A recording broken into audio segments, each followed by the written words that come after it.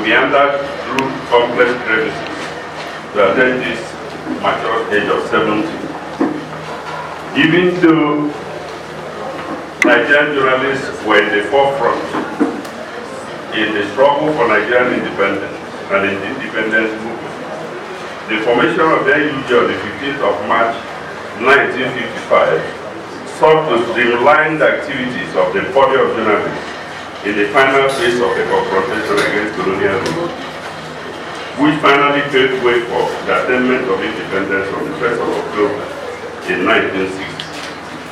Since its formation in 1955, the NUJ has for a larger period of this time been the main voice of the Nigerian press organization. The NUJ is one of the biggest, largest, and foremost independent journalist union in the world. It is affiliated to the International Federation of Journalists (IFJ), the African Federation of Journalists (AFJ), and the West African Journalists Association (WAJA). The NUJ was set up both as a trade union and a professional association in order to fight for the welfare of its members, such as negotiating for improved working conditions. It operates as a trade union. But in order to ensure that its members conform to professional ethics, it operates as a professional body. It also has the responsibility and the mandate to register practicing journalists in Nigeria, and it has been doing that. Code of ethics for Nigerian journalists.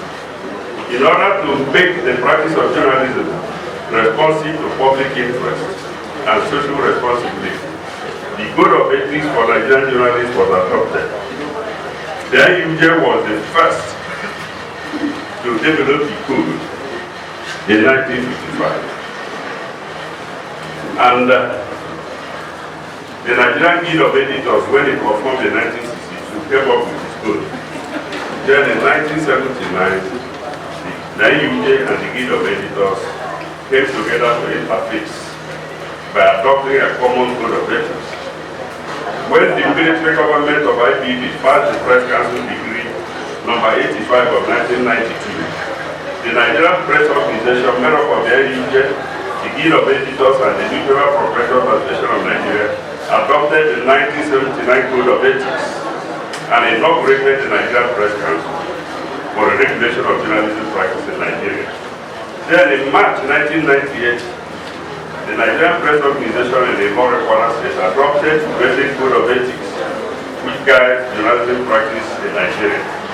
The code emphasizes editorial independence, accuracy, fairness, and balanced reporting of news, respect for privacy, respect for public interest, and promotion of social responsibility. The preamble to the code states that journalism entails a high degree of public trust. To earn and maintain this trust, it is morally imperative for every journalist and every news medium to observe the highest professional and ethical standards. The press as the monitor of government. In order to play the role of holding government accountable to the people, the Nigerian press has been given a constitutional backing in Chapter 2 of the 1999 Constitution. Chapter 2 deals with the fundamental objectives and directed principles of state policy, which provides that it shall be the responsibility of all organs of government and all authorities and persons exercising legislative, executive, and judicial powers to conform, to observe and apply the provisions of this chapter. Then, Section 22 under the same Chapter 2 provides that it is the duty of the press to monitor government. This provision in the ground norm empowers journalists to hold the government accountable to the people.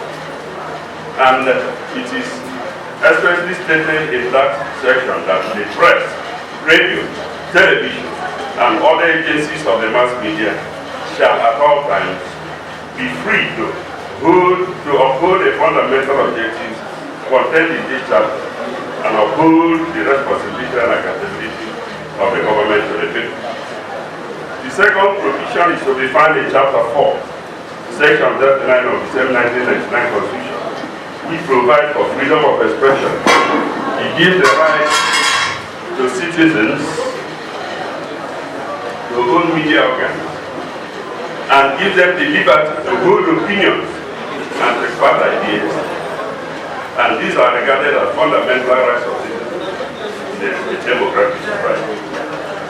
Let me say a few things on the Ebonyi State Council of the NUJ before I enter his opening remarks. First and foremost, the Ebonyi State Council of the NUJ came into being in February 14, 1997. It's about 28 years. And the council has been in the forefront of NUJ activism. We have contributed our quota to the growth of the union. Let me recall that in 1998, when the Lagos State Council of NUJ had their problems, it was here in Ebonyi State that the matter was discussed. We hosted a next meeting of NUJ in March of 1999 and tried to resolve the Lagos NUJ crisis, even though the landry Arobundade faction of the Lagos NUJ eventually left the union and refused to return to state. Many of their members joined the Nigerian Guild of Education. Finally, the NUJ Ebonyi State Council must be thankful to some of their friends who came to our rescue when things were very difficult at the beginning.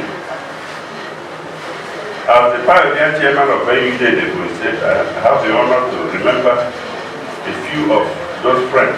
We remember Chief Frank Will. He was the first person to donate a television set to the NUJ Ebonyi State Council in 1997. Chief Martin Eleji, when he was not yet governor, gave us money to buy our conference table and seats. His Excellency AIG of Police, Simeon Senator Godoye, former military administrator, gave us our first bus machine, a 504 wagon for our activities and running around. And he also gave us money to host the first donor meeting and the first National Executive Council meeting of the NUJ here in this state.